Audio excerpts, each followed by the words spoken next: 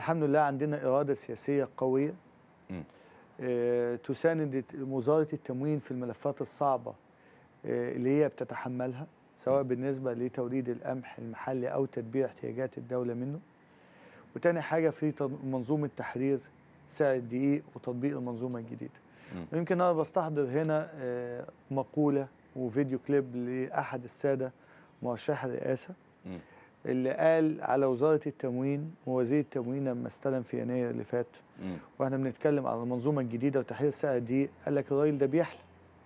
هو مش عارف هو بيتكلم على أحد ايه. المرشحين للرئاسة. هو مش عارف هو بيتكلم على ايه، لأن الأساتذة والجهابذة الكبار حاولوا في الكلام ده 30 سنة ما قدروش. ده جاي بيتكلم ان هو هيعمله في 4 شهور وهيوفر للدولة، فده واهم. فأنا بقول له لا، واضح ان حضرتك نسيت عظمة هذا الشعب وقدراته على الإنجاز إذا احتشد وتعاون.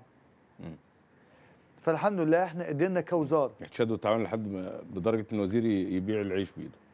احنا معانا الفيديو حتى. شيء يسعدني ويشرفني. إنما أنا الاحتشاد والتعاون هنا إيه؟ إن الوزير ما بيشتغلش لوحده. الوزير بيشتغل معاه فريق عمل قوي داخل الوزارة، فريق عمل قوي في مديريات التموين، فريق عمل قوي من الوزارات المختلفة. يعني احنا وزارة التموين تعرضنا للعديد من المواقف الصعبة، ولكن كان تعاون فريق عمل داخل الوزارة. طبعا جميل. تعاون فريق العمل داخل الوزارة وتعاون جهات الدولة معانا الحقيقة كان شيء حاسم ورائع. يعني هي إرادة. إرادة وأيضا إدارة جيدة.